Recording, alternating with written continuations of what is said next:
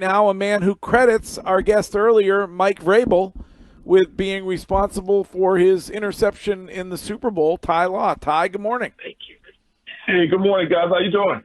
We're doing great. How are you? I'm hanging, man. Just dropped my kid off at school. Finally got to do that since y'all say I can call in today. You know what I mean? So got to take my little buddy to school. By the way, nice to see you at the Odyssey holiday party the other night. You made the effort, unlike Wiggy, so appreciate that. Thanks for coming out. Yeah, Wiggy and Coco. I mean, you got to be a team player, y'all. Yeah. Come on now. I ain't seen neither one of y'all. I couldn't. My household was sick. No, that's not an excuse. We don't. No excuses. No excuses. No days off. I agree. I'm sure everybody was drinking Corvus. I'm a small part of the team. That's like you going out there suiting up. You got the quarterback. You got it. I mean, it's just man. I came off the bench. I come off the bench, guys. Wiggy, y'all owe the company, man. Y'all owe Odyssey. You owe Greg. Yeah. Dinner on y'all too, man. Yep. All right. Yep. I got you. Yep. Greg needs more. All right. So listen, Mike Vrabel's the guy. We talked a little bit about that with you last week before we knew. And how you feeling about that? Man, I feel great about it. I still a little bit disappointed for Gerard. I know we had to move on, but man, that is the absolute guy that we need in the building. He's been there. He has a head coaching resume already. I don't even know why they let him go in the first place. But, hey, that's kudos for the Patriots. We're going to be all right. We're going to be all right. Like I say, you still got to give them time. I hope nobody's out there thinking Super Bowl right off the rip. So that ain't happening. That ain't happening. We want to improve. But I think Vrabel is going to be the guy to lead the charge and create the culture that's missing around here. The rebuild has been going on for quite some time. I guess you could argue since Tom Brady left. How long does it take, do you think, for Mike Vrabel to get this franchise to be competitive? And by competitive, I mean you're a playoff football team. I say by year 3, we'll be in playoffs. Because you got to think, he already came in now. He has a great prospect as quarterback. We should be that the foundation is there. Drake May's shown that he can play. Now, it's a little too early. We can't say that's the next coming of a great quarterback, but he played great ball for a rookie, and I always emphasize for a rookie. We're going to see how he progresses into next year. And I say you got to build around him. Let's spend some damn money to you guys. You know, I don't like to try to spend another man's money. But Mr. Krafts, you got to spend some money. You got to spend some money, dog. Yeah, I mean, I don't know. The answer he gave was it wasn't burn some cash. Yeah. It was we got to get guys through certainly free agency and spending a little money, but through the draft as well. I don't know about that. I don't know about that part of it. I that worries me a little bit that they're going to be reluctant. I've said not this that he's before, going to be reluctant. Greg. Yeah. Right. I've said this before that New England is no longer a destination for free agents. It was a destination before because it was the culture and people wanted to win and they thought they had a great chance to win a championship. Right now, that's not the case. Let's call it what it is. If you come in New England, it's going to be some zeros behind those numbers on that check. You know what I mean? Right now, again, a lot of people took less money to come and play with us. Rodney Harrison being one of them.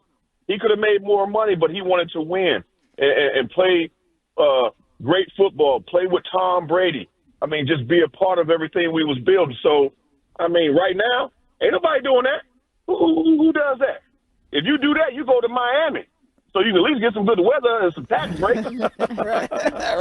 right. Some decent nightlife. Ty, you played with Mike longer than I do. I think the one thing that really is going to set him apart when it comes to spending money and getting guys in free agency or maybe, looking to trade for disgruntled, really talented players is his personality of he's not afraid to basically say what's on his mind. Is that going to give him an advantage when it comes to dealing with the Krafts where he's going to basically let them know in meetings like, hey, you better open up the checkbook or it's not going to be good for us. He's going to come at him uncut and raw. Absolutely. That's who Mike Vrabel is. I mean, they hired him to do a job, so I think he's going to demand that they let him do his job. You know what I mean? Because I think Coach Belichick was like that in a sense. Let me do my job. I got this. You know what I mean? Of course, Mr. Kraft and the Kraft family, they have the final say-so on everything. But in this position, you hired him for this position, you got to let him take lead, and I think they'll do that. It's like if he needs some money, yes, he's going to have to go ask Mr. Kraft, hey, we need this player. Can I have some money? That's okay. You know what I mean? But as far as how he communicates with them, I think he's going to be straightforward. He's going to be the Mike Vrabel that we all know and love that's going to say what's on his mind. And that's a good thing. You got to be able to stand up to ownership or anybody else. Ownership, management, you got to be able to stand up to them. Ty, he's emphasized accountability, especially when it comes to players, and whether it was yesterday or today, talking about putting the team first and doing what's best for the team. And in response, he will do that for these players. But he's also doesn't seem shy of benching guys if they're not up to snuff. He's talked about being late, not working out correctly, not being in good shape. Do you trust him that he's going to follow through with that in his first year here, that if guys aren't up to speed, they're out of here? Absolutely. I mean, first of all, you got to know who you can cut and who you can't. You don't make an example out of one of your main players. I mean, coaches kill me with that when they talk about he made an example of. Yeah, you know who you make an example of. I mean, hell, Tom Brady walked in late. Damn it, he playing. At one time in my career, if I walked in late, damn it, I'm going to be on the field within the next 2 snaps. If you want to bench me for a start. I mean, come on, man. So, there's levels to it, and let's just be realistic about it. But I think he is going to change the culture of what's around there right now because they don't know how to win. I mean, you have to do something drastic just to get your point across. But I think once he settles down, and again, everybody that walks through that building, guys, if you've been there, you see all the pictures and all the glory days. You see Mike Vrabel there as a player, someone who is well respected, who's been to 4 or 5 Super Bowls. I mean, 1, 3. Come on now. That's respect right there. As soon as guys walk through the door, they're going to want his knowledge. Yeah, that's what I think is going to happen. Sorry, Ty. Yeah, I think the biggest thing that I was going to get your perspective on, because you were there with him, is that Gerard Mayo was a guy that could relate to the player, whereas I think Mike Vrabel is a guy that will command the player's respect and has an understanding of how to communicate. He has 2 sons that are, I think in their 20s or something to that effect. He's a guy that is closer to the player, that can bridge Belichick, the coaching style, with an updated way of getting it across to the players that are in the NFL today. I 100% agree with you on that one. He's going to come in, like I said, Gerard can relate to him, but he's a first-time head coach. Yeah, he was a player, he was a good player, right. But Mike Vrabel brings something different because he's been out of the game. I mean, he's been a part of the championships. He's been a head coach. He's coached in college. So he, like I said, he has, young men and sons. So, yes, he's going to be able to relate to them on a different level. And I think it's going to be good for the locker room. But the drastic change is going to come, and I am looking forward to who is going to be that example. Because he got to make an example out of somebody, y'all. I mean, you don't want to make light of nobody's job, but if you ain't getting it done, man, that's the old Bill Parcells way. He'll get you out of there. He will get you out of there. And I think Mike Vrabel's going to get people out of there that does not fit the culture or does not want to be a part of the culture that he's trying to build. You told me yesterday you're all in on Josh McDaniels as the OC. Absolutely. I mean, bring the old band back together because guess what? Just because you've had success and didn't have much success as a head coach, like, say, Josh McDaniels, that does not mean that you can't be one of the top, coordinators in the game. And he's proven that time and time again. Now, and guess what? He gets other head coaching opportunity jobs because of the job that he does as a coordinator. So bringing that back, they know the system, they know the building, and they're going to automatically demand, respect and admiration from those guys, seeking guidance. And that's what the team needs now. We want guys to seek the guidance of those who've been on championship teams, who had that run. What was it, a damn 20-year run? Yeah, Tom Brady in the building, but guess what? These guys were around Tom Brady. You know, Josh McDaniels helped, you know, Tom Brady become who he now is the GOAT. You know what I mean? Mike Vrabel won championships. This is where it all started. So, I mean, I love it. So if Josh gets this job, I think it'll be great for the New England faithful. Sam Darnold didn't help himself last night when it comes to getting a Ty Law-like deal. What? I don't know if you watch. I don't know if you watched any of that game last night. But any surprises for you? Last weekend was not great football. But No, it wasn't.